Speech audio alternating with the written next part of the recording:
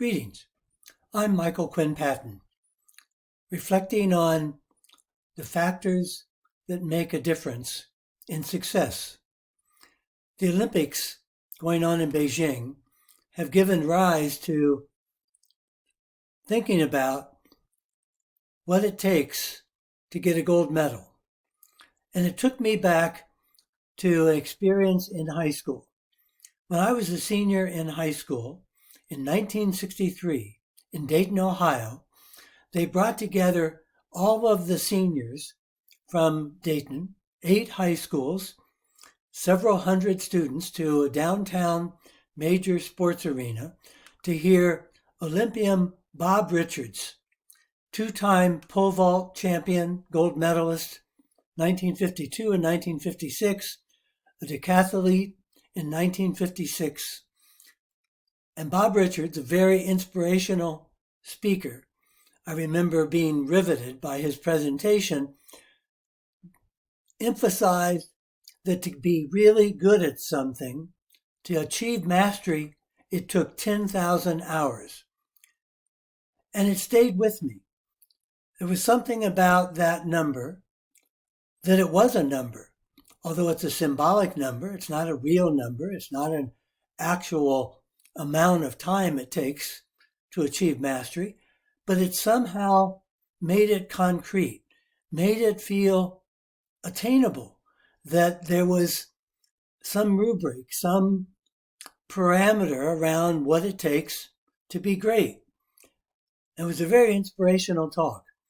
Malcolm Gladwell, the distinguished best-selling author of Tipping Point and other books, in his book Outliers, also brought forward this notion of 10,000 hours as a kind of general target for mastery. And now it's hit the new generation with Justin Bieber's 2020 American Music Awards song, 10,000 hours. I'd spend 10,000 hours and 10,000 more if that's what it takes to learn that sweetheart of yours. So 10,000 hours is out there. And what it really is a kind of sense of being disciplined, focused, putting in a lot of time. If you devote 3 hours a day, it would take approximately 3,333 days or a little over 9 years to achieve mastery. But what constitutes mastery? Well, it seems to me, based upon our evaluation, knowledge about success, and listening to the stories of the Olympics, interviews with the winners and the losers, that the notion of mastery is a bit elusive. So I'm pulling together 10 elements that it seems to me constitute some lessons about the nature of mastery. First, it's not an endpoint. It's an ongoing process. You hear the Olympic athletes talk about continuing to work to improve what they're doing, wanting to get better and better, coming back Olympic after Olympic to achieve yet another gold medal. And yet, it's not static. The games change, the conditions change, the events change, the judging changes, the criteria for excellence change. So it's not fixed. It's evolving and emergent. And it's not a destination. It's a journey.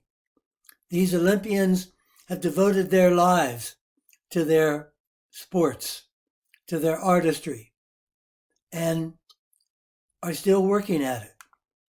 It's not a SMART goal. It's not clear, specific, measurable, attainable, timely.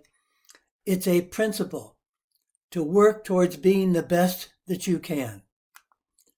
And it's not a gold medal. It's about giving it all in whatever game you're in. Not everybody will be at the top. But you look at the minute differences that separate gold, silver, bronze, and being off the platform. 1/100th of a second can be the difference. 1/100th of a point can be a difference. It's not guaranteed. Stuff happens. Injuries, changing weather conditions, detection of drugs in the system, politics. It's not agreed on.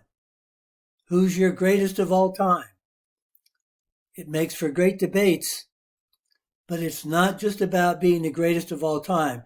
It's being your own personal greatest within your time. It's not a matter of genius. It's more a matter of obsession.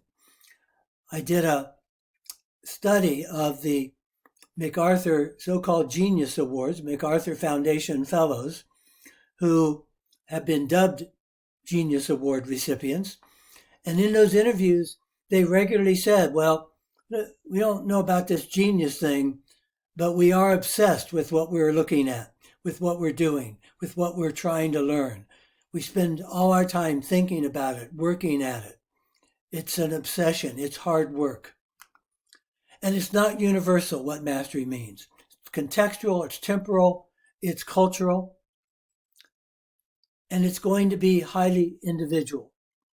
So it takes us to the larger question of what are success factors more generally in life, in work, in career.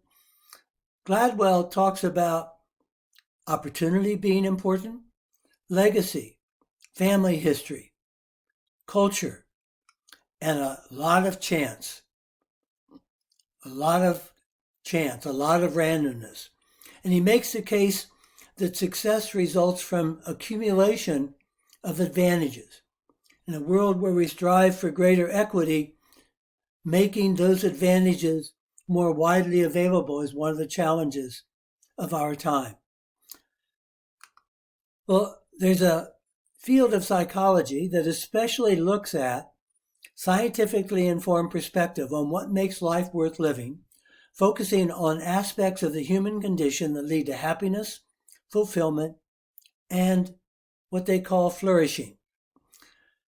The journal Positive Psychology reports on such findings, as do textbooks.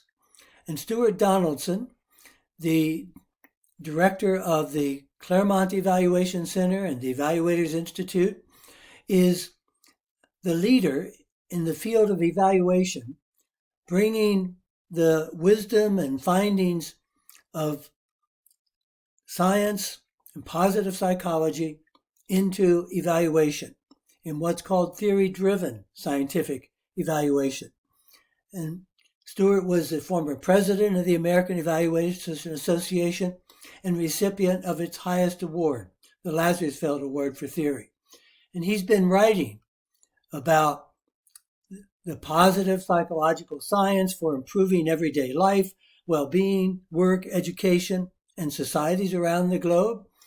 He's come out with a second edition of his Introduction to Theory-Driven Program Evaluation, Culture Responsive and Strength-Focused Applications. And in those books, and in an article that he did with his son Scott, they examine what we've learned about the factors that contribute to thriving, to success in both personal life and career. And it follows the acronym PERMA, 5 factors: positive emotions, experiencing happiness, joy, gratitude; engagement, using your strengths to meet challenges; experiencing what is called flow, the concentration, the engagement, the depth of focus, the obsession with doing something; relationships, connecting with others, loving and being loved; having meaning, connecting to meaning, having a purpose; and accomplishment, pursue and accomplish goals, strive for greatness, put in those 10,000 hours to achieve some level of mastery within your own capabilities. And they've added 4 more: physical health, biological, functional, and psychological health assets. The Olympics really highlight the physical health, the injuries that these athletes experience, the psychological stress, the way in which wellness, physical wellness, is a major factor. And the amazing stories of people coming back from significant injuries to keep going, to keep putting in their 10,000, 20,000, 30,000 hours. Having a positive, future-oriented mindset, perseverance and grit. Being in an environment where they have access to positive nature, to physiological safety, to natural light, and economic security. Being able to know that you don't have to worry about where your next meal is coming from. The bottom of Maslow's hierarchy. Safety, security, well-being. These factors give a framework for thinking about how to help people thrive. And what Stuart Donaldson has suggested in his evaluation book is bringing these factors into what we call prospective evaluation, where evaluators bring scientific knowledge into program design and into policy formulation to help increase the chances that such programs and policies will have the intended effect. The Government Accountability Office developed the notion of prospective evaluation methods to inform congressional legislation. Prospective evaluation is information on the likely outcomes of proposed programs and legislation, the adequacy of proposed regulations, or proposed solutions to priority problems. The focus of prospective evaluation is on how evaluation studies cast light on the potential for success of the proposed programs as opposed to reaching conclusions about the actual performance of existing programs. So evaluators now are both conducting evaluations of existing programs, but bringing scientific knowledge to bear in the design of new initiatives. And that's where we help direct what those next 10,000 hours might be devoted to in programs and in policies, to bring scientific knowledge of the kind that's coming out of positive psychology into the formulation of new programs and as criteria to examine existing criteria as well as criteria for each of us to examine our own well-being and to see how we're directing our metaphoric 10,000 hours. This is Michael Quinn Patton sharing some reflections stimulated by the Beijing Olympics about what it means to achieve well-being, to flourish in work and life, inspired by these 2022 Olympic Games.